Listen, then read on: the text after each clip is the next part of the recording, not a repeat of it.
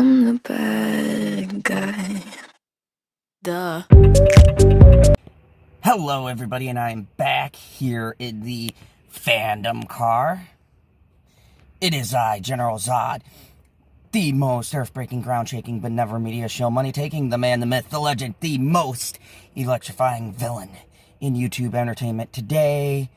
And I am here to do a review, a unexpected review, because this wasn't my original movie of choice. I was going to see My Hero Academia, Heroes Rising, or Rising Heroes, something like that. And unfortunately, I couldn't see it because it was a limited premiere, and I had no clue that that was actually something I would have to pay for. So I'm going to have that review up a little bit later, but I went to go see a movie that I had not even heard of coming out that is supposed to be a new horror movie called The Lodge. And I knew nothing about this going in, hadn't seen any previews, I didn't even watch the trailer before I went in. And to my surprise, I am here to tell you, I actually have found a horror film that is much, much scarier than The Invisible Man. So, people are hailing Invisible Man, but this movie is as well showed in select theaters. The theater I went to is slightly larger and happened to have a showing that's running about the exact time I was going to go see the other film. So I quickly course corrected and went to see this film, and my goodness. Let me start with the overview. I'll do my pros, my cons, what I liked, what I didn't like, and then I will give you my grading system, with 1 being the worst movie I've ever seen, and 10 being the greatest thing your earth has ever produced. So, the overview is, it is a story about something that happens, which I don't want to give away, because it is a really shocking thing that first happens in the opening of the movie. And then this father has some kids. They go to this lodge for Christmas with a woman that the father is going to marry, their stepmom in a sense, and then some crazy stuff goes down in the course of the movie.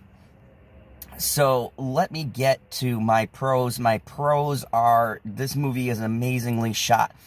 The cinematography is great.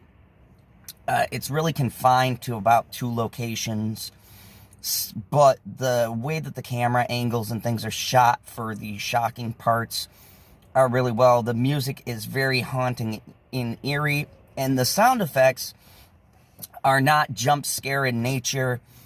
When the music cues up, it comes in low and kind of gives you a sense that something's going to happen. But when it reaches its high point, a shocking scene that is supposed to happen is there. So I appreciated that. Also, Kelly Canoog, I think is her name, plays the main person in this. I guess I'd say antagonist, kind of. You'll have to see the movie. But she is phenomenal. She plays the stepmom, and the ensuing stuff that happens, my goodness. I mean, I'm just coming out of this, and I'm going to be thinking about this movie for quite some time, but her performance is quite haunting. The kid actors are very good as well. They give very great performances. You know, one's a younger little girl, and the other one is, I'm going to guess, like a teen, in his teens. But they both are just stellar in this movie. And the kids and Kelly, she has to sell this because they are essentially trapped alone in this cabin while things are happening. So, overall, that was all pretty good. My cons are kind of small nitpicks. There are certain things that happen within this movie, and giving the background of certain characters, mostly on the dad's part, he has to leave for a business trip, and he leaves the kids alone with this woman. Now, he is remarrying, and the flaw that I had, and I understand it's a vehicle to kind of get the movie, going, was that why would you leave your kids with a complete stranger who has the past that she has? And that kind of seemed more of a convenience thing rather than trying to work into the story how they could get trapped. Like, for the way the ending goes down, I know he had to be taken out, but it felt kind of like a quick way to explain things off. I mean, there is a reference that tries to make it appear as if he's waffling on the decision, and there's a couple of scenes there, but still, I felt like they could have explained it a little bit better why he had to leave essentially his kids with a stranger that they don't know. They're meeting this woman for the first time. She has a very dark background, and he knows of this dark background, and there's certain things that she's doing throughout the film that indicate you wouldn't want this person to watch your kids. Granted, it was supposed to be for a couple of days, but still, I mean, me as a parent, I wouldn't leave my kid alone with a complete stranger that they've never met for 2 or 3 days in a cabin where it snows, and you know that you may have a hard time getting back. My other issue was a particular move that, once again, the father does at the end of the movie. I'm not going to ruin it for anyone who wants to see this movie, but it makes me go, I would have approached that a little bit differently. I understand for the really shocking ending, it kind of had to play out how it played out. I would have wished they would have just had the father's reactions be a slightly different given the situation that all occurs while he's gone. But all in all, it was a pretty good movie. There's not really much in the way of dialogue or jump scares that ruin the scene. I mean, it builds tension very well. This movie, I guess a pro and a con would be it's a slow burn. It takes about a half hour or so after the big scene that happens in the beginning to kind of pick back up. But you never really feel bored with the setup if you're patient, such as I. But people who are used to, like, movies like The Conjuring or something like that, that want immediate fast action, they may say, oh, this is boring or whatever else. But honestly, it's good building to the end. It builds up a sense of tension, and it does not release that tension until the whole entire end happens. And me personally, I like horror movies that do that.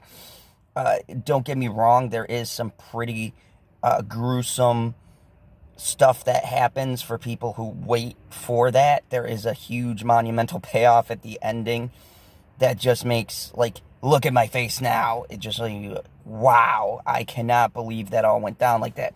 It's sort of a Parasite in its build, the way that not a lot of stuff happens, but as things are unfolding, you're kind of invested to see if it could be pulled back. And you're holding on to this until a particular scene happens, and then you're just watching to see what the overall outcome is, because you know it's not going to be good. All in all, this movie was a good movie. It really shocked me. It's one of those films I went to go and see just out of the blue, and I was glad to see it. I'm going to give this movie a 9 out of 10, and Zod approves. I give it a 9. I believe I gave Invisible Man an 8, which I'll be putting out soon. And I rank it above Invisible Man because Invisible Man had glaring plot holes that they could have easily fixed due to story choices. This had minor nitpicks for me. of actions that could have been taken, but they don't directly affect what the story is saying and what the messages is. And there's messages of religious fanaticism and some stuff with cult things. And I really thought the way they handled the perception of, you know, a higher power and things like that, and the lengths that people go for forgiveness was just wow. Like, the end of the movie, just wow. And I mean, even like the beginning too, the setup for the movie was just like wow, because it starts off and I'm like, okay, they're setting up this and this, and then boom, a scene happens. I'm like, whoa. It's kind of like a Hereditary. You have one scene in the beginning that sets you up and keeps you interested, and then once you get to the ending and you see how everything's breaking down, it really keeps you engaged. So I'm going to give this movie a 9 out of 10. Zod approves. If you have this movie near you, or it just happened to be released around you and you see this, definitely go and check it out. It's well worth it. I'd say this is in league with some really thought-provoking horror movies that we've gotten, and I'm glad to see horror directors getting back to roots and not relying on jump scare, but more world building, character development, and story building. This is a very story, character driven movie. I mean, the dad isn't fleshed out, but the way the characters interact is what really drives this movie, and the tension and the isolationism. All in all, Zod approves. 9 out of 10. If you like this video, hit that like button. If you're new to the channel, hit the subscribe button. And in the comments below, let me see this, or let me know if you've seen this movie, what you think of it. If you haven't seen this movie, let me know your favorite movie that involves isolationism or being confined in closed captivity. What's your favorite film? Put it in the comments below. And as always, remember the only rule here in the fandom, the zone: kneel before General Zod. I'm the bad guy. Duh.